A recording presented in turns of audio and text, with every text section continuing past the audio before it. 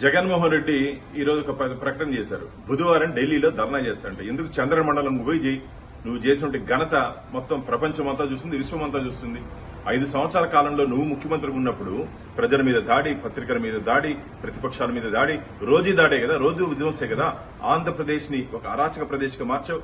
ఆంధ్రప్రదేశ్ ని పూర్తిగా ఆందోళన ప్రదేశ్ గా మార్చినటువంటి ఘనత నీకే దక్కింది.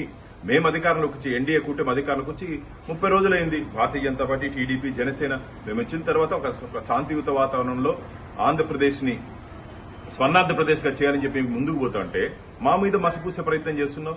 నీ 5 సంవత్సరాల కాలంలో నువ్వు చేసినట్టు అరాచకాల మీద రాబో రోజుల్లో అసెంబ్లీలో మేము ఈ శాంతి భద్రత మీద శ్వేతపత్రం విడుదల చేయబోతున్నాం. ఖచ్చితంగా నువ్వు నీతో పాటు ఈ విధ్వంసం చేసినటువంటి ఏ నాయకులను కూడా వదిలే ప్రసక్తే లేదు. అందరినీ చట్టం ముందు మేము నిలబెట్టబోతున్నాం.